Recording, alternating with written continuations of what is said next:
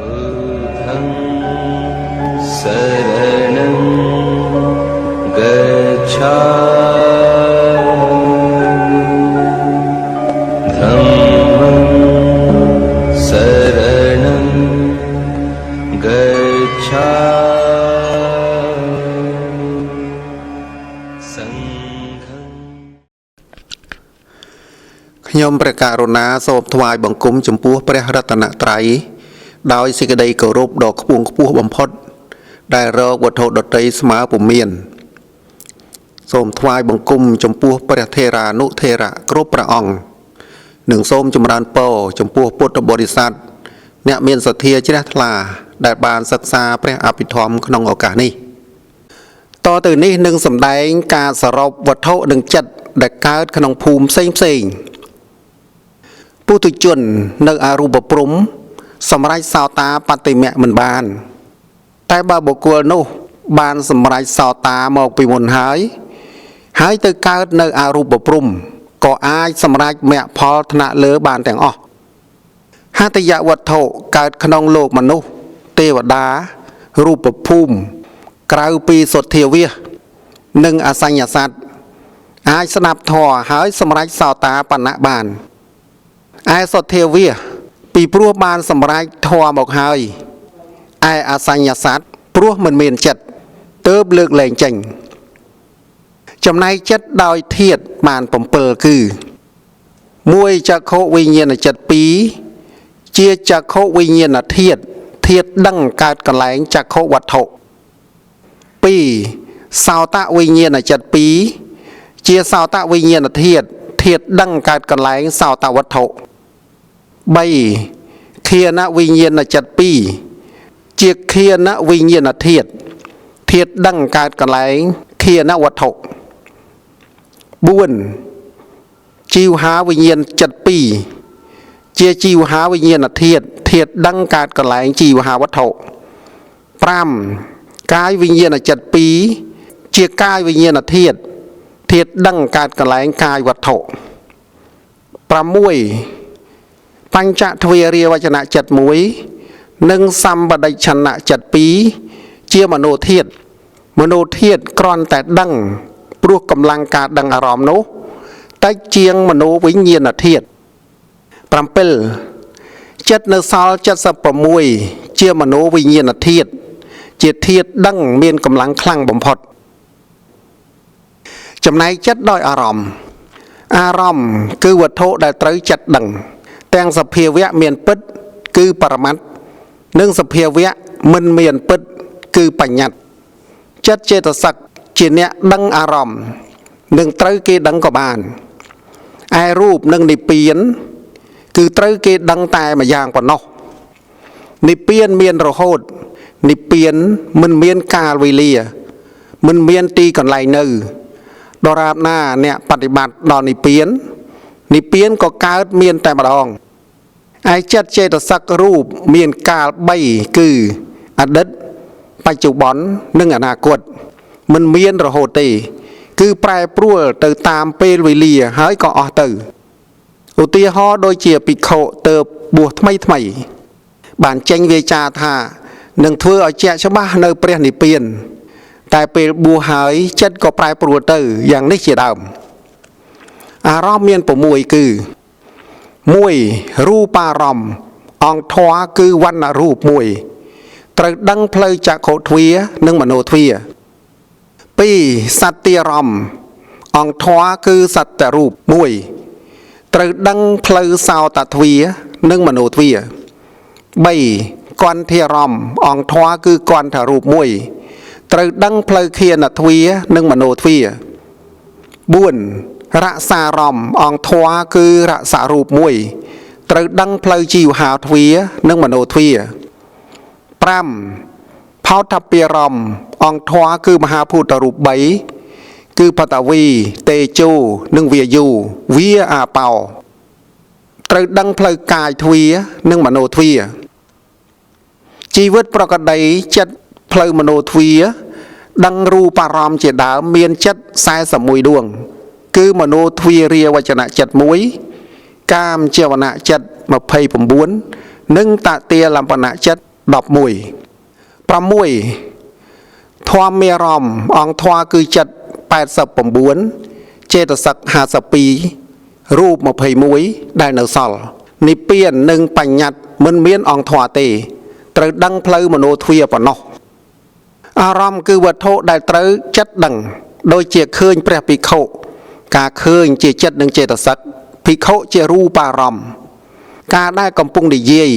ការឮជាចិត្តនិងចេតសិកសំឡេងជាសត្វអារម្មណ៍ការគិតដល់បារិសការគិតជាចិត្តនិងចេតសិកបារិសជាធម្មអារម្មណ៍ឬពីម្សិលមិញបានក្រោតយ៉ាងខ្លាំងមកដល់ថ្ងៃនេះនឹកដល់ការក្រោតនោះទៀតការនឹកដល់ជាចិត្តនិងចេតសិកការក្រោតពីម្សិលមិញជាធម្មអារម្មណ៍យ៉ាងនេះជាដើមតាមពិតបរមត្តធម៌មិនមានឈ្មោះទេប៉ុន្តែសភាវៈក៏មានយ៉ាងនោះឯងព្រះអង្គទ្រង់តាំងឈ្មោះឲ្យហៅថាចិត្តឬចេតសិកជាដើមបើសិនជាមិនមានឈ្មោះតើអ្នកណានឹងដឹងតាមព្រះអង្គបានតួបរមត្តមិនមែនឈ្មោះទេតែជាអាការៈជាសភាវៈពិតការដែលចិត្តដឹងកាមអារម្មណ៍មហកតអារម្មណ៍លោកតរអារម្មណ៍ក្តីមិនមែនព្រោះឈ្មោះទេតែដឹងសភាវៈពិតរបស់ចិត្តខ្លះចេតសិកខ្លះរូបខ្លះនិព្វានខ្លះមិនមែនដឹងត្រង់ឈ្មោះនោះទេគឺដឹងតាមសភាវៈពិតរបស់ចិត្តជាដើមពេលណានឹកដល់ឈ្មោះក៏នឹកដល់អត្ថន័យទើបញែកចេញមកបានដូច្នេះបរមត្តនិងបញ្ញត្តិទើបញែកចេញពីគ្នាព្រះអង្គទ្រង់បញ្ញត្តិដើម្បីឲ្យដឹងក្នុងការបំបត្តិទុក្ខ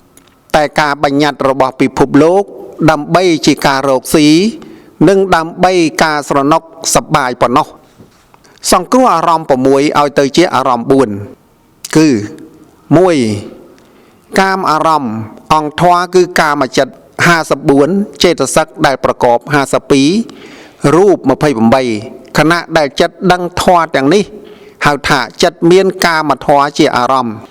តតិលំបណៈទទួលដឹងកាមធម៌នេះឯង2មហកតអារម្មណ៍អង្គធម៌គឺមហកតចិត្ត27ចេតសិកដែលប្រកប35ខណៈដែលចិត្តដឹងធម៌ទាំងនេះហៅថាចិត្តមានមហកតធម៌ជាអារម្មណ៍3លោកតរអារម្មណ៍អង្គធម៌គឺលោកតរចិត្ត8ចេតសិកដែលប្រកប36និងនិព្វានខណៈដែលចិត្តដឹងធម៌ទាំងនេះហៅថាចិត្តមានលោកតរធម៌ជាអារម្មណ៍4បញ្ញត្តិអារម្មណ៍បានដល់បញ្ញត្តិ2ប្រការគឺ1សត្យបញ្ញត្តិបញ្ញត្តិពាក្យសម្ដីផ្សេងដែលសន្មតឡើងមកដើម្បីប្រើតាក់ទងគ្នាឬប្រើហៅឈ្មោះផ្សេងហៅឈ្មោះវត្ថុផ្សេង2អត្ថបញ្ញត្តិបញ្ញត្តិអត្ថន័យនៃឈ្មោះដោយអាស្រ័យរូបរាងសន្តានឬលក្ខណៈអាការៈដូចជារូបរាងភ្នំដើមឈើសត្វបុគ្គលផ្សេងជាដើមអារម្មណ៍6ដែលនៅខាងលើគឺកាមចិត្តមហកតចិត្តលោកតរចិត្តនិងបញ្ញត្តិទាំងនេះបានហៅថាធម្មមេអារម្មណ៍តែមកដល់អារម្មណ៍4នេះឈ្មោះបានញែកហៅខុសគ្នាគឺហៅថាកាមអារម្មណ៍មហកតអារម្មណ៍លោកតរអារម្មណ៍បញ្ញត្តិអារម្មណ៍សង្គ្រោះអារម្មណ៍6ឲ្យទៅជាអារម្មណ៍2គឺ1តេកាលិកៈអារម្មណ៍អារម្មណ៍តាក់ទងនឹងកាល3គឺអតីតបច្ចុប្បន្នអនាគតបានដល់ចិត្ត89ចេតសិក52រូប28កាល3គឺមានការកើតឡើងតាំងនៅនិងរលត់ទៅកាល3បានដល់កាមអារម្មណ៍មហកតអារម្មណ៍លោកតរអារម្មណ៍វានិព្វានខនេះក៏នៅក្នុងអារម្មណ៍ខទី4ខាងលើនោះឯង2កាលវិមុតអារម្មណ៍ដែលមិនតាក់ទងនឹងកាល3គឺនិព្វាននិងបញ្ញត្តិសរុបអារម្មណ៍ទាំងអស់គឺចិត្ត89ចេតសិក52ក្នុងអារម្មណ៍6ហៅថាធម្មអារម្មណ៍រូប28អារម្មណ៍បានទាំង6ចិត្ត89ចេតសិក52ក្នុងអារម្មណ៍4ហៅថាកាមអារម្មណ៍មហកតអារម្មណ៍លោកតរអារម្មណ៍រូប28 ក្នុងអារម្មណ៍4មានឈ្មោះតែមួយហៅថាកាមអារម្មណ៍និព្វានក្នុងអារម្មណ៍6ហៅថាធម្មអារម្មណ៍ក្នុងអារម្មណ៍4ហៅថាលោកុត្តរអារម្មណ៍ក្នុងអារម្មណ៍2ហៅថាកាលវិមុតតិអារម្មណ៍បញ្ញត្តិក្នុងអារម្មណ៍6ហៅថាធម្មអារម្មណ៍ក្នុងអារម្មណ៍4ហៅថាបញ្ញត្តិអារម្មណ៍ក្នុងអារម្មណ៍2ហៅថាកាលវិមុតតិអារម្មណ៍អារម្មណ៍ទាំងអស់ចែកជា4ប្រភេទគឺ1អត្ថារម្មណ៍អារម្មណ៍ជាទីប្រាថ្នាឬអារម្មណ៍ល្អ2អនិច្ចារម្មណ៍អារម្មណ៍មិនជាទីប្រាថ្នាឬអារម្មណ៍មិនល្អ3អតិអត្ថារម្មណ៍អារម្មណ៍ល្អខ្លាំង4អដ្ឋមច្ឆតារម្មណ៍អារម្មណ៍ល្អធម្មតាអារម្មណ៍2ប្រភេទទៀតចែកជា2តាមសភាវៈគឺអារម្មណ៍ខ្លះល្អទៅតាមសភាវៈអារម្មណ៍ខ្លះមិនល្អទៅតាមសភាវៈប៉ុន្តែបើអារម្មណ៍ជាកុសលឬអារម្មណ៍កើតពីកុសលហៅថាអារម្មណ៍ល្អតាមសភាវៈតែបើអារម្មណ៍ជាអកុសលឬអារម្មណ៍កើតពីអកុសលហៅថាអារម្មណ៍មិនល្អតាមសភាវៈអារម្មណ៍ដោយបរិកប្បគឺអារម្មណ៍ជាបរិកប្ប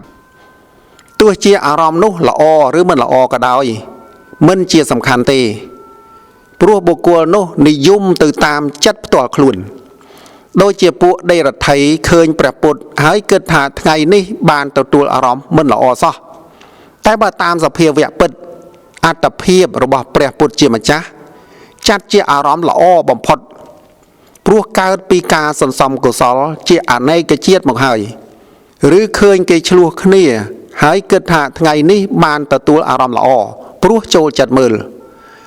តែតាមពិតការឆ្លោះគ្នាកើតពីអកុសលចិត្តនៃអ្នកឆ្លោះគ្នាទើបចាត់ជាអារម្មណ៍មិនល្អការតាក់ទងគ្នារវាងអារម្មណ៍និងទ្វាចក្ខុទ្វារិកចិត្ត46ដួងដឹងរូបារម្មណ៍បច្ចុប្បន្នតែប៉ុណ្ណោះសោតទ្វារិកចិត្ត46ដួងដឹងសត្យារម្មណ៍បច្ចុប្បន្នតែប៉ុណ្ណោះឃានទ្វារិកចិត្ត46ដួងដឹងគន្ធធារម្មណ៍បច្ចុប្បន្នតែប៉ុណ្ណោះជីវហាទ្វារិកចិត្ត46ដួងដឹងរសារម្មណ៍បច្ចុប្បន្នតែប៉ុណ្ណោះកាយទ្វារិកចិត្ត46ដួងដឹងផោតពារម្មណ៍បច្ចុប្បន្នតែប៉ុណ្ណោះមโนទ្វារិកចិត្ត67ដួងគឺមโนទ្វារាវចនៈចិត្ត1កាមចវណៈ29តតិលំបណៈ11និងអបណាចវណៈ26ដឹងអារម្មណ៍6ទាំងកាមអារម្មណ៍មហកតអារម្មណ៍លោកុត្តរអារម្មណ៍បញ្ញត្តិអារម្មណ៍ឬទាំងតេកាលិកអារម្មណ៍និងកាលវិមុតតិអារម្មណ៍តាមសំគួរទ្វារវិមុតតិចិត្ត19ដួងធ្វើនាទីបដិសន្ធិភវាំងចតិទទួលអារម្មណ៍ចាស់គឺអារម្មណ៍6យ៉ាងណាមួយពេលចិត្តស្លាប់កាលពីជាតិមុនដែលហៅថាកម្មអារម្មណ៍កម្មនិមិត្តអារម្មណ៍និងកតិនិមិត្តអារម្មណ៍ចូលចាំបាលីចំណែកចិត្តដោយអារម្មណ៍7ប្រការបញ្ចវិសៈបរត្តមហិឆចតានិមហកតេឯកវិសតិវោហារេអដ្ឋនិព្វានៈកោចរេ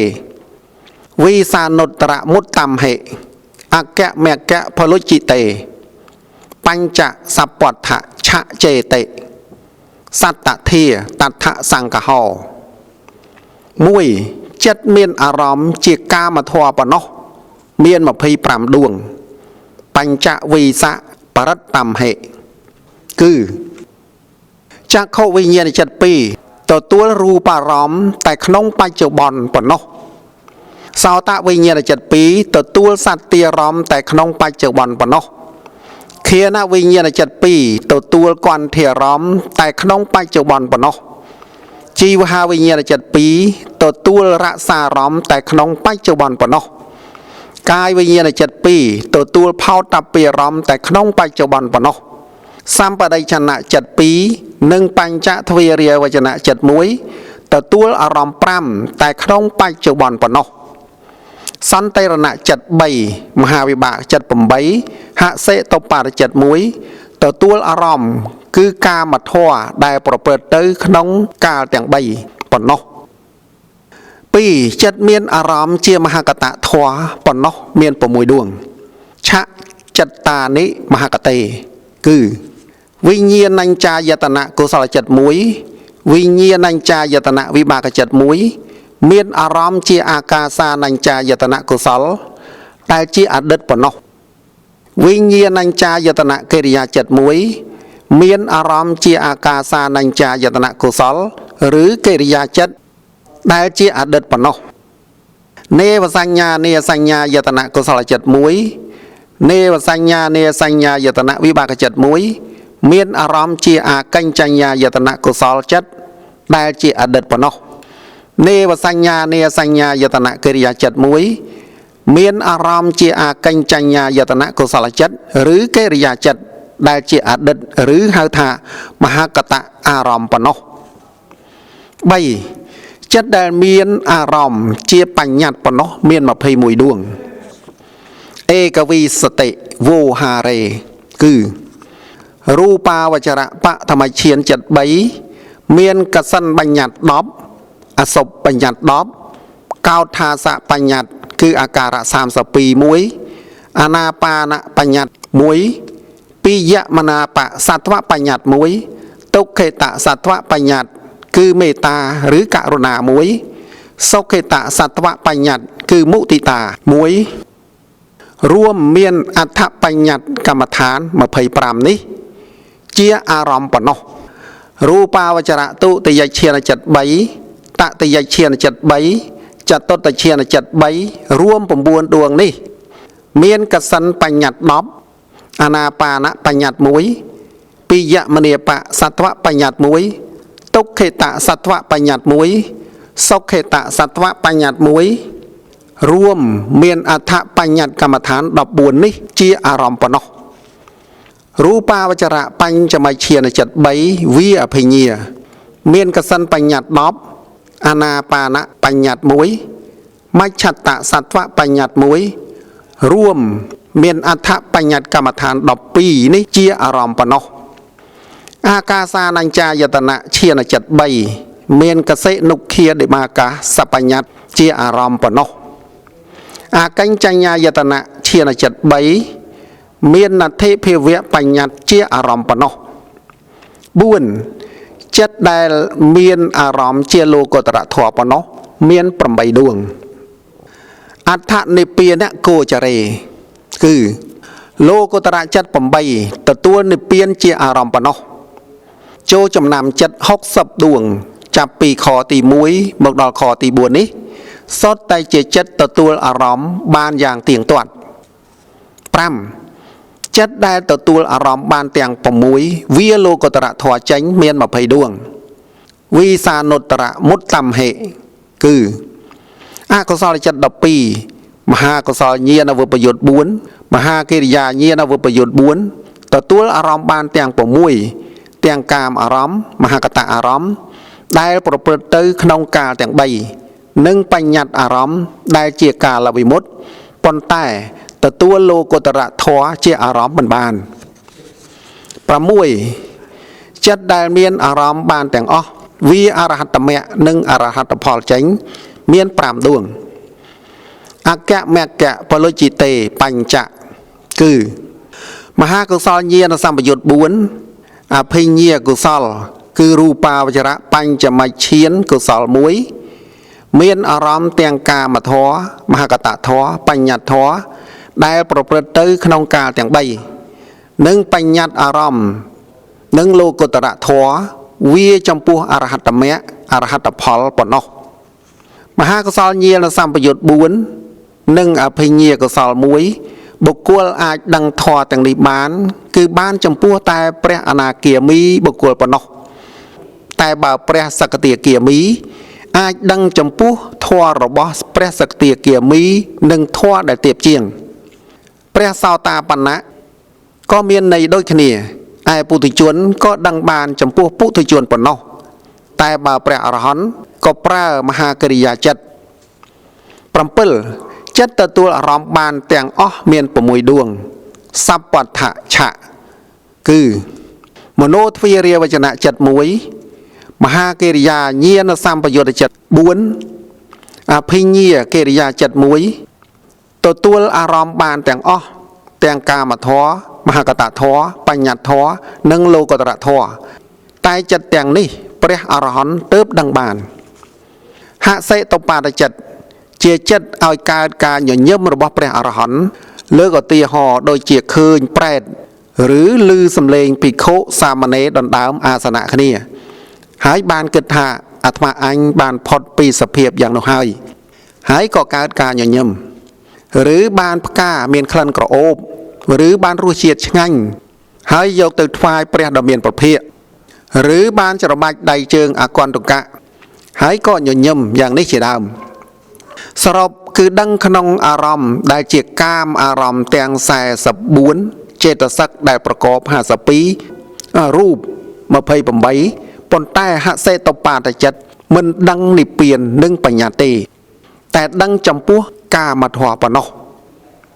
រូបភាពបញ្ចទ្វេរវិថីកាមវិថីបញ្ចវិសៈបរិត្តមហិលំដាប់បញ្ចទ្វេរវិថីតាមផ្លូវចក្ខុទ្វាជាដើមវិថីនេះគឺចក្ខុទ្វារវិថីជាដើមនៅត្រង់អក្សរតៃអ្នកតៈគឺចិត្តលក់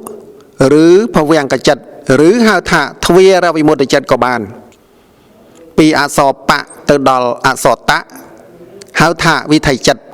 ឬហៅថាទ្វារិកចិត្តក៏បានបន្ទាប់ពីអក្សរបៈទៅក៏មានចក្ខុបានន័យថាវិថីចិត្តនេះមានរូបជាអារម្មណ៍រូបអារម្មណ៍ជារូបធម៌រូបធម៌កើតជាក្រុមរូបនីមួយមានអាយុប៉ុនគ្នានឹងចិត្ត17ខណៈតែរូបយើងនៅមិនទាន់បានរៀនទេតាមច្បាប់នៃសភាវធម៌រូបអារម្មណ៍ដែលនឹងធ្វើឲ្យវិថីចិត្តដឹងបានចាប់ផ្ដើមត្រង់តៃមានរូបជាច្រើនកើតឡើងប៉ុន្តែក្នុងទីនេះនិយាយចំពោះតែរូបពណ៌នេះរលត់ត្រង់តៈបន្ទាប់មកបានអក្សរភៈឧបមាថាបើយើងឃើញរូបរួចហើយបន្ទាប់មកស្រាប់តែឮសំឡេងការឮសំឡេងគឺបច្ចុប្បន្នសត្យអារម្មណ៍បើដឹងក្លិនគឺជាបច្ចុប្បន្នកន្ធអារម្មណ៍ជាដើមក៏មានន័យដូចគ្នា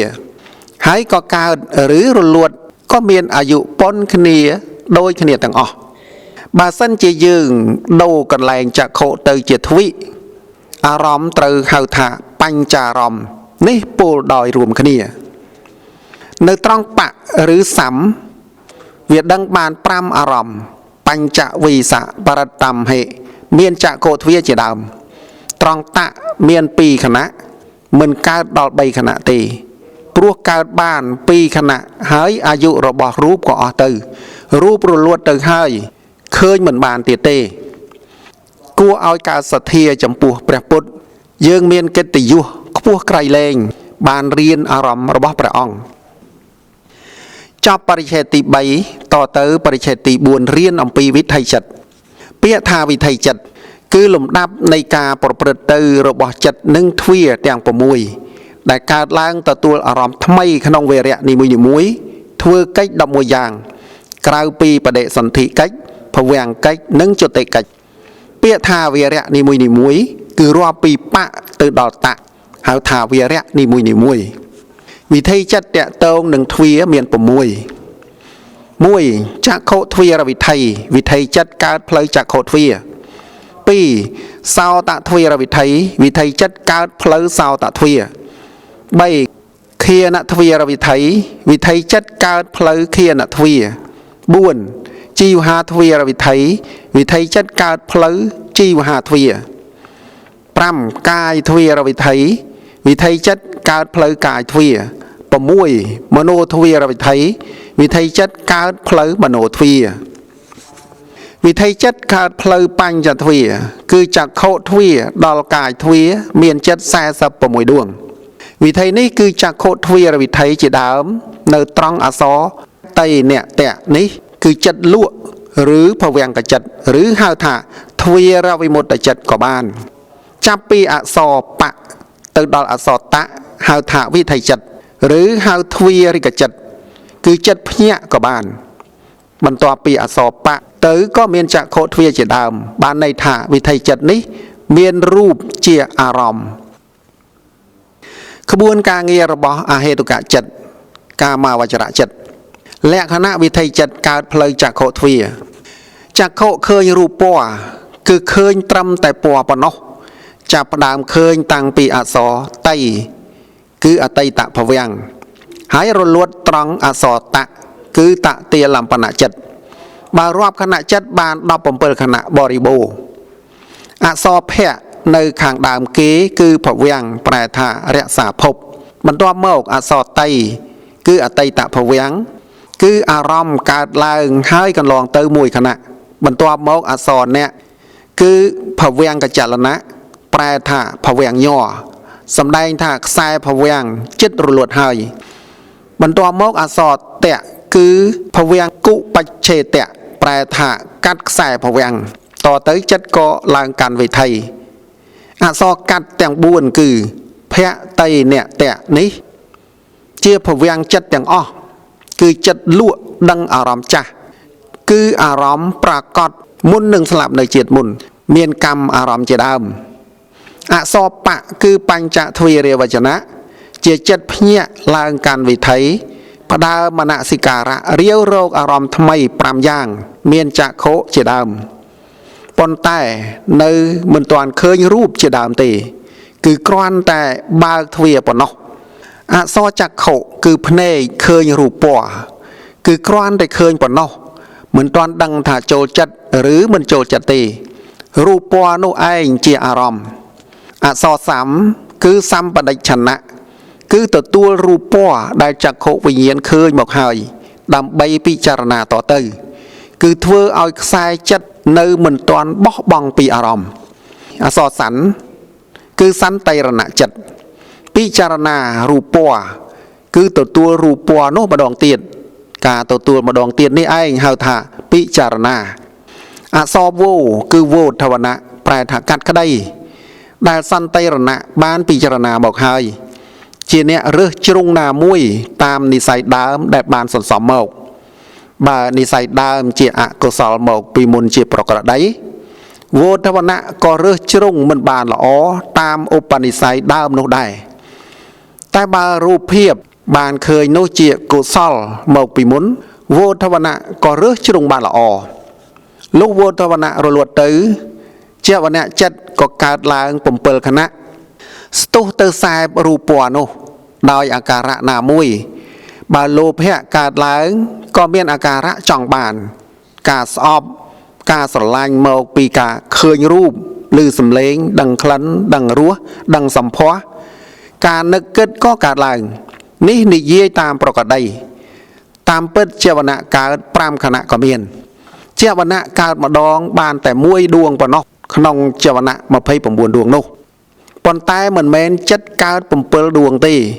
คือบาโลเพะดวงตีมวยการล้างดวงตีมวยโนไอการรลวดผมเปิลดอง